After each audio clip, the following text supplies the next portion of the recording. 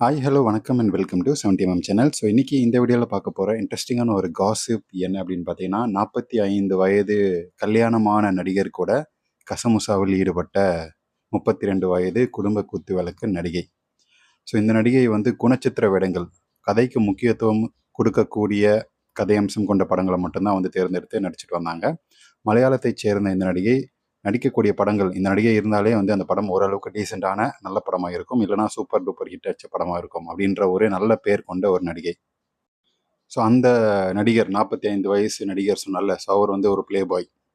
அவருக்கும் அவருடைய மனைவிக்கும் 20 வயசு வித்தியாசம். அப்படி இருக்கும்போது கூட லவ் பண்ணி கல்யாணம் பண்ணி ஆசை வார்த்தைகளை சொல்லி கல்யாணம் பண்ணிக்கிட்டாரு அப்படின்ற ஒரு சர்ச்சை எழுந்துச்சு அவர் அந்த கல்யாணத்தப்ப. அவரோட மனைவிக்கும் ரொம்ப பெரிய வயசு வித்தியாசம், என்ன சொல்லி ஏமாத்துனாங்கன்னு தெரியலன்னு சொல்லி அந்த நடிகையுடைய அம்மாவும் வந்து புலம்பிட்டே இருந்தாங்க. கல்யாணம் வரைக்குமே வந்து நடக்குமா நடக்காதா அப்படின்ற ஒரு கன்ஃபியூஷன் இருந்துச்சு. அவ்வளோ பிரச்சனை நடந்துச்சு. ஸோ அப்படி இருக்கக்கூடிய அதுக்கு கல்யாணத்துக்கு முன்னாடி நிறைய நடிகைகள் கூட கிசுகிசுக்கப்பட்டார். நயன்தாரா, த்ரிஷா, ஸோ அப்படி ஸ்ரேயான்னு சொல்லி நிறைய நடிகைகள் கூட கிசுகிசுக்கப்பட்டு லிவின்ல, பார்ட்டியில், பப்லன்னு சொல்லி நிறைய குத்து விளையாட்டுகளை ஈடுபட்ட ஒரு நடிகர். ஸோ அந்த நடிகருடைய பார்வை இந்த குத்து விளக்கு நடிகை மேலே விழுந்திருக்கு. ஏன்னா அவர் நடிக்கக்கூடிய படங்கள் எல்லாமே வந்து ஃப்ளாப் ஆகிட்டு வரக்கூடிய சுச்சுவேஷன். ஸோ இதனால் ஒரு கம்ப்ளீட் பேக்கேஜாக நான் மட்டும் இல்லாமல் கூட நடிக்கிறவங்களும் வந்து ஒரு நல்ல நடிகையாக இருக்கணும் அப்படின்னு சொல்லி ஆசைப்பட்டு இந்த குத்து விளக்கு நடிகை மேலே பார்வை விழுந்துச்சு. ஸோ இவர் நடித்த சமீபத்திய படங்கள் எல்லாமே கதையம்சம் கொண்ட நல்ல நடிப்பு ஸ்கோப் இருக்கக்கூடிய படங்களாக இருந்துச்சு. அதில் வந்து அவங்க ஸ்கோர் பண்ணியிருந்தாங்க. அப்படி இருக்கும்போது தான் இந்த நடிகையை வந்து கூப்பிட்டு நம்மளோட படத்தில் போட்டால் நமக்கு நல்ல வெயிட்டேஜ் கிடைக்கும், நம்ம மட்டும் இல்லாமல் நம்ம கூட இருக்கவங்களும் நல்லா நடித்தா படம் நல்லா இருக்கும் அப்படின்ற ஒரு எண்ணத்தில் அந்த 45 வயசு நடிகருக்கு இந்த நடிகை மேலே ஒரு பார்வை, ஒரு கண்ணு. அது மட்டும் இல்லாமல் பார்க்கவே ரொம்ப ஹோம்லியாக அழகாக இருக்கக்கூடிய ஒரு நடிகை. ஸோ ஸ்னேகாவுக்கு அப்புறம் ஹோம்லியாக சூப்பராக இருக்கக்கூடிய ஒரு நடிகைன்னு சொல்லி பேர் எடுத்தவங்க.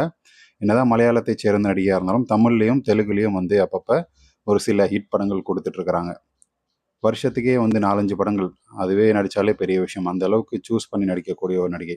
ஸோ இப்படி இருக்கும்போது தான் படத்துடைய ஷூட்டிங்கும் நடக்குது, தொடங்குது, எல்லாமே நடக்குது.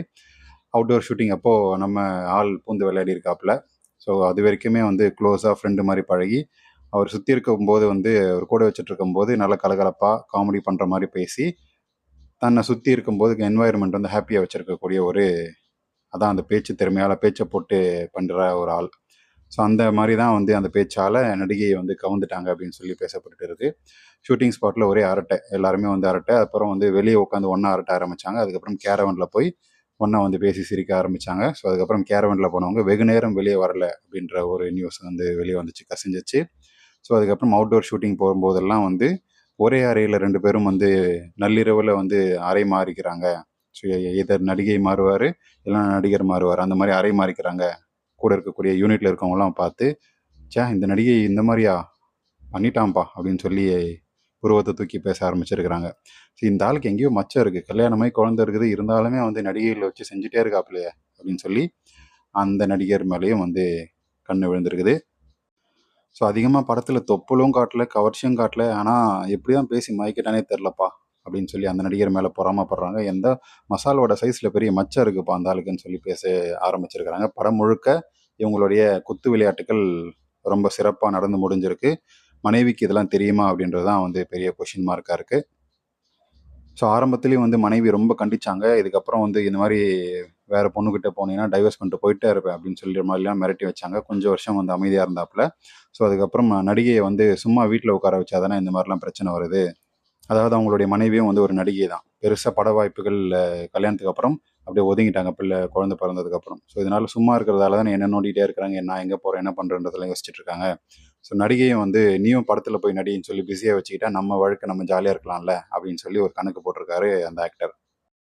என்ன மாதிரி வேலை பண்ணியிருக்கான் பாருங்க அந்த ஆள். ஸோ அப்படி இருக்கும்போது நடிகையும் வந்து, அதாவது அவருடைய மனைவி, அவர் டான்ஸில் வந்து ரொம்ப ஆர்வம் அதிகம். இதனால் டான்ஸ் ஸ்டூடியோ அப்படின்னு சொல்லி அந்த பக்கம் ஃபோக்கஸ் திரும்பவே இந்த நடிகர் மேலே ஃபோக்கஸ் கொஞ்சம் குறையவே ஜாலியாக வந்து என்ஜாய் பண்ணி நடிகைகளை வச்சு செஞ்சிட்ருக்கிறாரு. ஸோ அந்த மாதிரி தான் அந்த குத்துவிளக்கு நடிகையை வச்சு செஞ்சு விட்டாப்புல.